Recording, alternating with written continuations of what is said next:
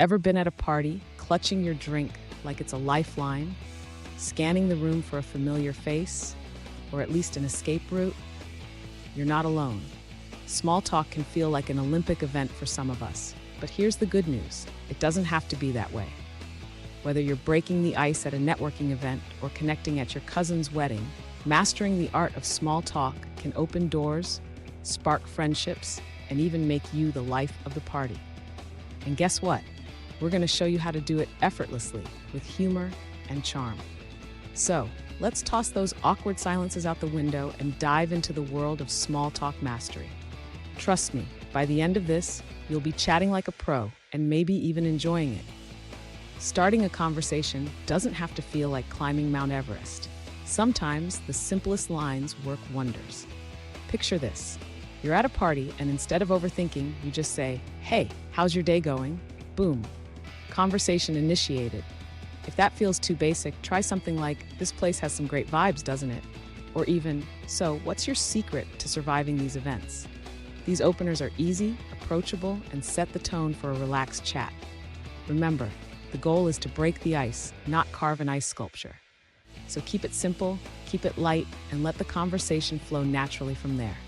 Trust me, you've got this. Ever noticed how your surroundings can be a treasure trove of conversation starters? Spot a funky wallpaper, a peculiar painting, or maybe someone holding an intriguing book? These details are golden tickets to starting a chat. You might say, "Wow, this wallpaper is bold. Did you pick this place for the decor?" Or, "That book looks intriguing. What's it about?" By commenting on what's around you, you show you're observant and engaged, making the conversation feel natural and spontaneous. Plus, it's a great way to steer clear of awkward silences. Next time you're in a room, let your eyes do the talking first. Your words will follow naturally. Let's elevate your small talk game with a secret weapon: open-ended questions. These are the golden tickets to unlocking more than just a yes or no. Instead of asking, "Do you like pizza?" which, let's face it, is a no-brainer, try, "What's the weirdest pizza topping you've ever tried?" Suddenly, you're diving into a hilarious debate about pineapple or pickles on pizza. Open-ended questions spark stories, opinions, and laughter. They're your conversational Swiss Army knife, ready for any situation. So next time, skip the predictable and go for the intriguing. Watch how quickly the conversation takes off. Here's a secret to making conversations flow like magic: mirror their vibe.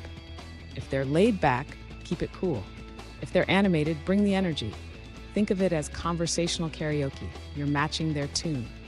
Mirroring energy and body language isn't about imitation.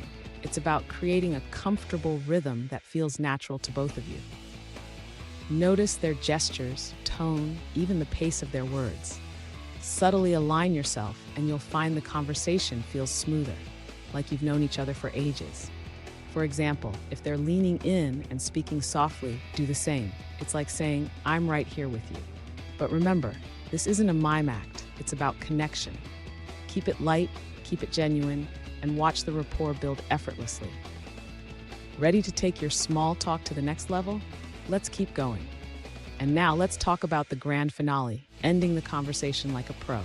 Picture this. You've had a great chat, but it's time to move on.